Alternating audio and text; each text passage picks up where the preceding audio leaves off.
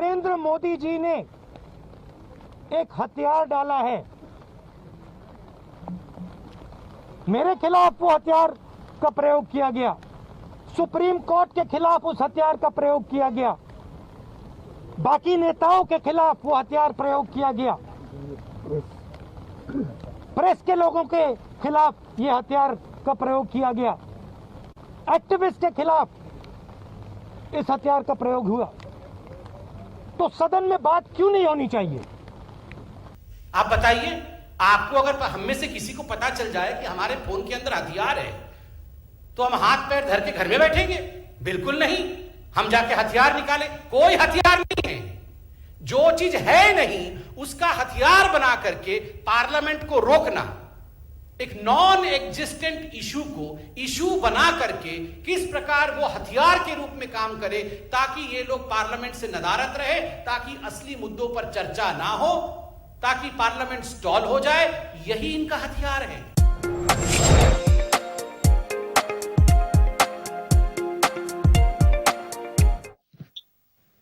नमस्कार जनटी में स्वागत है आपका। मैं हूं योगेंद्र। आप देख रहे हैं बड़ी खबर। बड़ी खबर में हम बात करेंगे पेगासस, महंगाई और किसान आंदोलन को लेकर के। एक बार फिर संसद ठप है।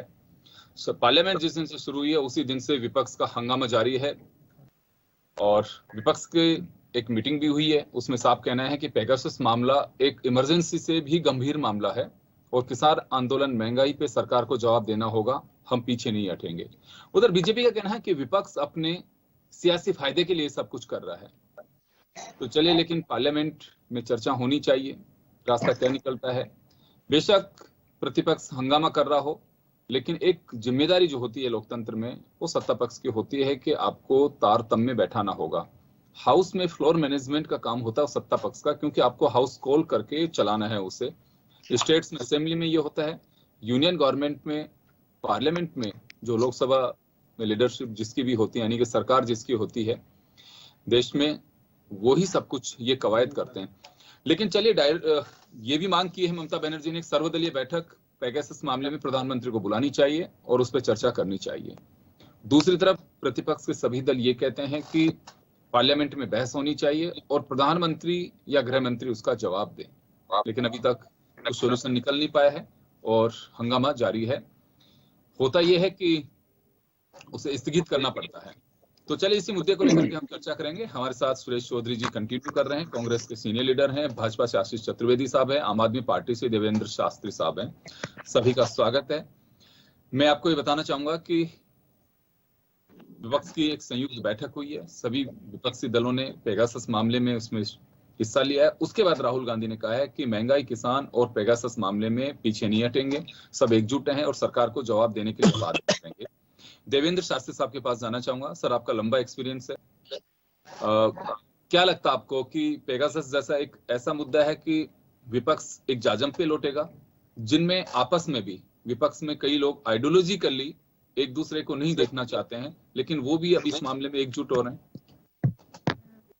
देखिए, पेगासस इशू तो कहीं कोई कंफ्यूजन नहीं है, क्योंकि इसमें अनफॉर्चुनेटली सरकार ने किसी को बख्शा नहीं है, इवन खुद के मंत्रियों तक को नहीं बख्शा है।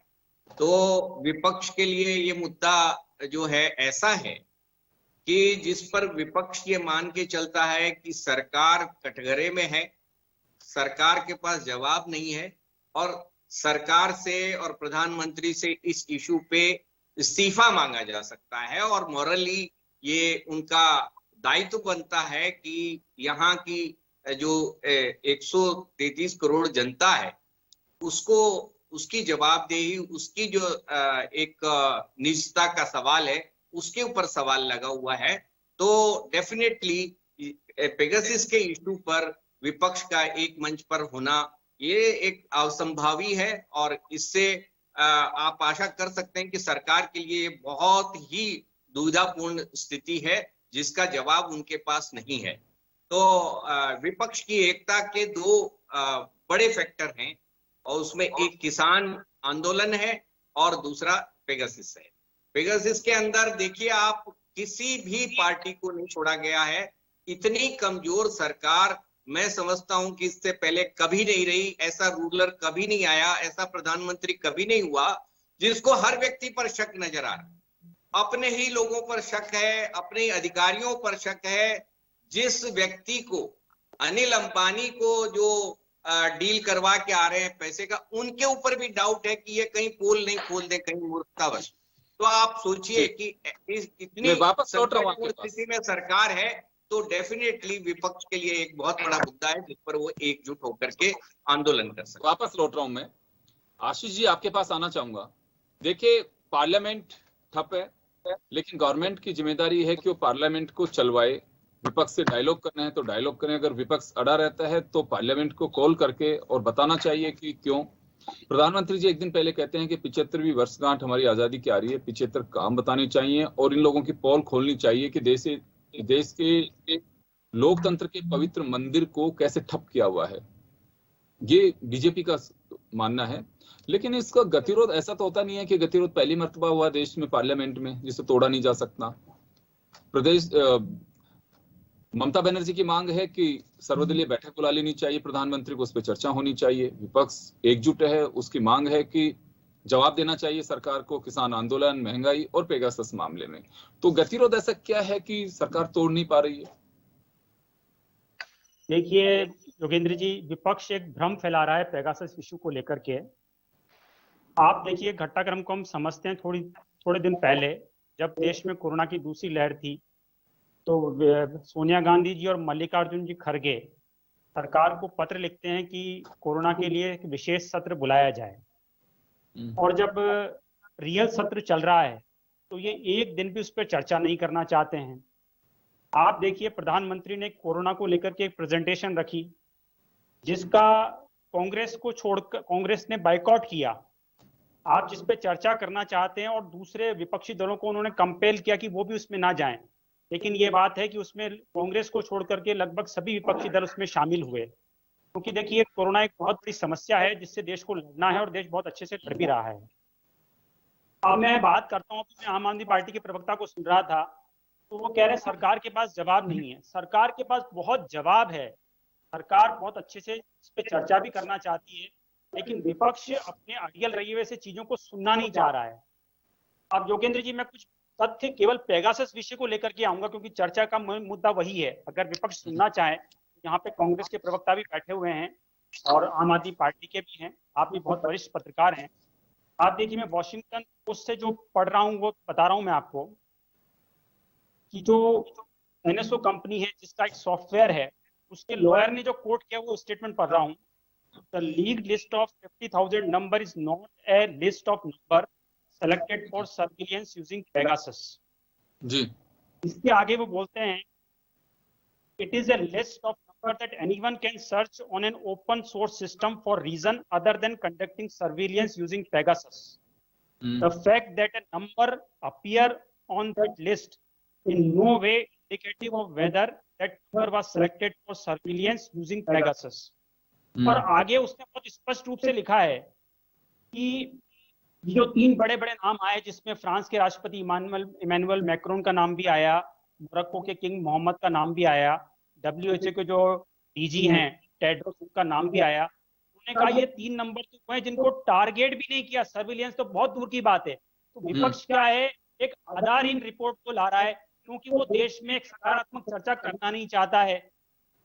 तो सर मैं ये कहना चाह रहा हूँ, आशीष जी आप जिन 3 लोगों के नाम बता रहे हो, आप जो 3 लोगों के नाम बता रहे हो और जो डिस्क्लोज हो रही हैं चीजें, लोकल लीडरशिप के नाम हैं, लोगों के PA के नाम हैं, ब्यूरोक्रेट्स के नाम हैं, आप उससे क्यों जोड़ रहे हैं? यहाँ के लोगों का एक मिनट में इंडिया में आ जाओ, इंडिया में बात का जवाब देता हूँ। 1 मिनट सुनिए मेरी बात। योगेंद्र जी, जो कांग्रेस के सीनियर लीडर है शशि थरूर, जो वर्तमान में parliamentary standing committee of IT उसके चेयरमैन भी है, उन्होंने कहा कि हमारी जो कमेटी है वो सक्षम है इस पे जांच करने के लिए, हमको JPC नहीं चाहिए। तो कांग्रेस अपने लीडर की बात नहीं मान रही है। नहीं चाहिए, ये नहीं कहा जांच JPC नहीं चाहिए, ये नहीं कहा, ये कहा कि जांच करने में सक्षम है पार्लियामेंट्री कमेटी। नहीं, एक मिनट योगेंद्र जी आप इंडियन एक्सप्रेस अरे क्रांति का दूसरों पे लगा रहे हो, खुद भ्रांति फैला रहे हो। योगेंद्र जी तथ्यों के आधार पे बात करते हैं हम।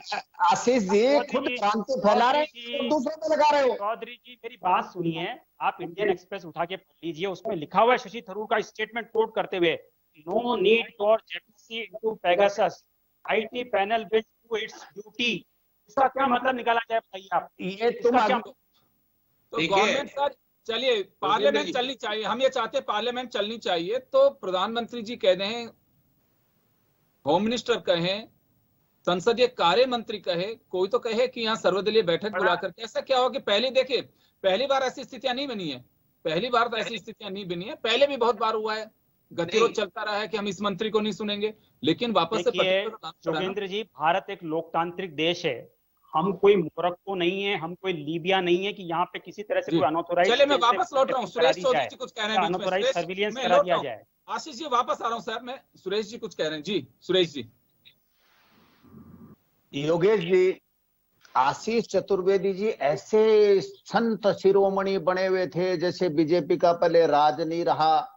ये दो पार्टियों, दो सांसद के रूप में भी केंद्र में रही है, लेकिन कांग्रेस का राज रहा। कभी ये नहीं कहा कि ये दो पार्टियों वाले सांसद है तो भी इनको विपक्षी नहीं माना।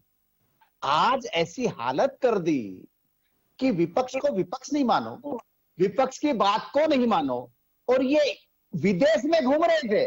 अरे भाई, नियर डियर का टेलीफोन टेप हुआ है, वसुंधरा जी के पीए का टेलीफोन टेप हुआ है, अधिकारियों के टेलीफोन टेप हुए हैं, जजेज के टेलीफोन टेप हुए हैं, और लोकसभा में 135 करोड़ की आत्मा का हनन हो रहा है। 135 करोड़ देश की जनता जाननी चाहती है कि इन्होंने ये सॉफ्टवेयर खरीदा, पेगासस, इसमें किसकी जासूसी की, क्यों जासूसी की, क्या जरूरत पड़ी, ये देश की जनता जाननी चाहती है। नहीं, लेकिन अभी आशीष जी को सुना, बीजेपी कह रही है कोई जासूसी हुई नहीं है। इसको आप सुने, एक मिनट सुने मेरी। देश का किसान 9 महीने से सड़क पे पड़ा है, महंगाई आसमान को छू रही है। अब ये जो मर्यादित भाषा बोल रहे थे ना, ये सर पे सिलेंडर, काख में चूल्हा, हाथ में पेट्रोल की बोतल। जब हम 60 रुपए डीजल पेट्रोल दे रहे थे तब हाथ में लेके सशक्त नहीं चलने दे रहे थे, तब तो महंगाई नहीं थी, महंगाई थी। अरे आज 109 रुपए, 10 रुपए, 11 रुपए लीटर पेट्रोल बिक रहा है, तब देश में महंगाई नहीं है। अरे राष्ट्र को, इस राष्ट्र को कहां ले जाना चाहते हैं? इस गरीब किसान मजदूर को क्यों कुचलना चाहते हैं? इस देश में प्रजातंत्र को ये क्यों खत्म करना चाहते हैं? क्यों स्वतंत्र संस्थाओं के आगे रहना चाहते हैं? इस राष्ट्र को राष्ट्र रहने दो। जवाब देंगे आशीष जी, जवाब देंगे। देवेंद्र शास्त्री जी कुछ कह रहे हैं। देवेंद्र जी। जी देखिए, मेरा सिंपल सा एक सवाल है हमारे भारतीय जनता पार्टी के साथी से कि भाई इसमें सारी जिम्मेदारी तो सरकार की है ना। मान लीजिए सरकार ने कुछ नहीं किया, इनोसेंट है, लेकिन अगर मेरी निजता का हनन हुआ तो मुझे उसकी रेमेडी कौन देगा? सरकार देगी ना। सरकार जांच कराएगी, नहीं जी हमारे आदमी की निजता का हनन कैसे कोई बाहर की कंपनी कर सकती है? तो जांच के आदेश देने में इनको क्या तकलीफ है, ये बताएं। दूसरी बात स्पष्ट करें, क्या इन्होंने पेगासस का सॉफ्टवेयर खरीदा या नहीं खरीदा? एक तो स्पष्ट कर दें कि नहीं खरीदा, हमने खरीदा ही नहीं, तो जांच कराने का सवाल ही क्या उठता है। लेकिन अगर हमारे देश में बैठी हुई मीडिया के रिप्रेजेंटेटिव जिन्होंने jointly world wide media group ने ये रेश्योद्घाटन किया है, जब वो रोजाना आंकड़े जारी कर रहा है, उसको ये खंडन नहीं कर पा रहे, कर भी नहीं रहे।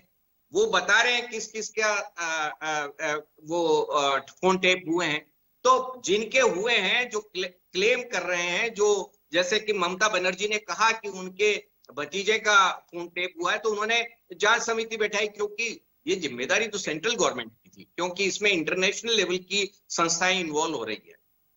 तो ये पहली जिम्मेदारी सरकार की है। सरकार नहीं चाहती कि संसद के अंदर कोई काम हो। अगर सरकार चाहे तो इस स्थिति को स्पष्ट करके अभी विपक्ष का मुंह बंद कर सकती है।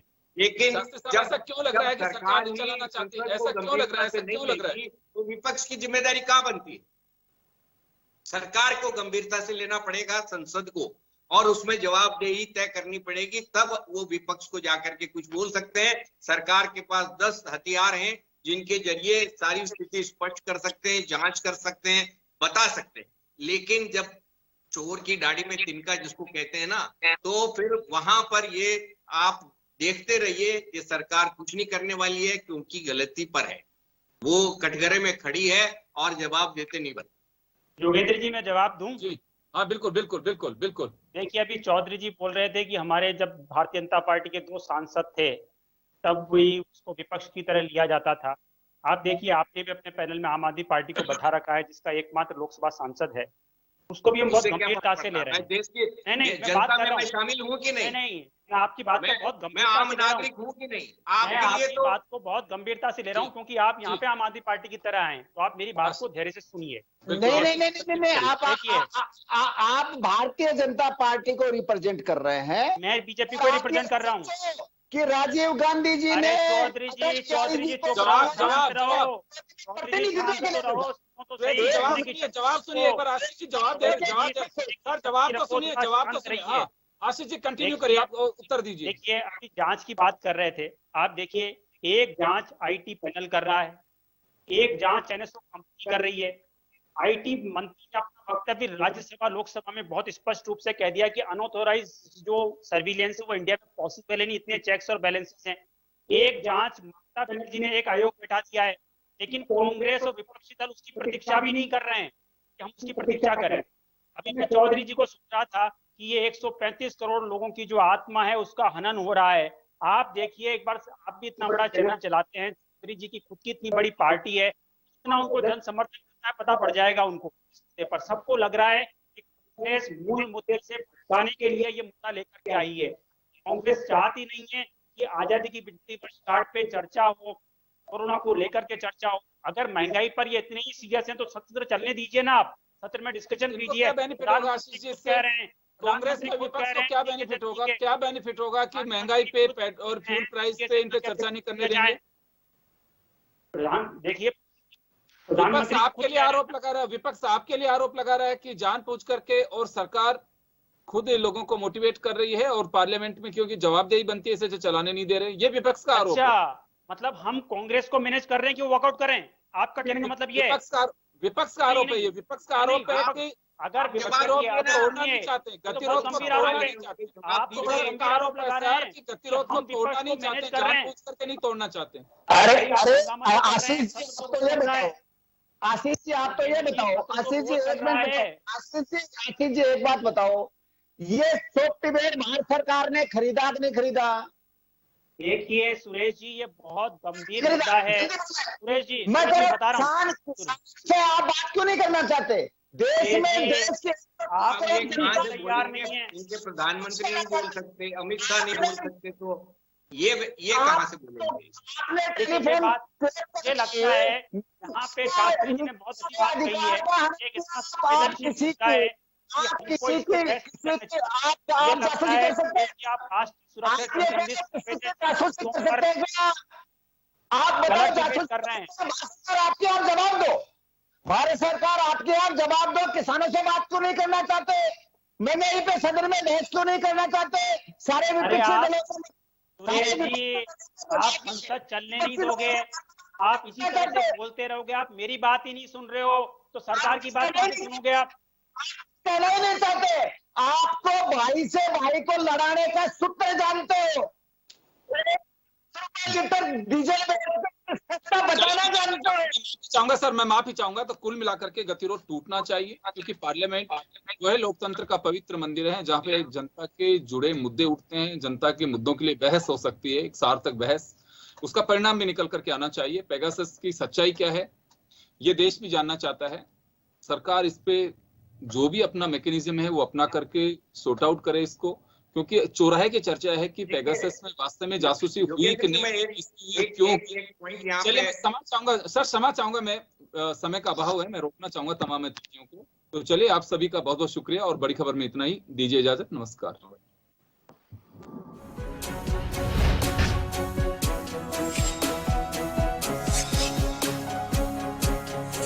जन टीवी की लेटेस्ट अपडेट पाने के लिए हमारे चैनल को जरूर सब्सक्राइब करें और नोटिफिकेशन पाने के लिए बेल आइकॉन दबाएं।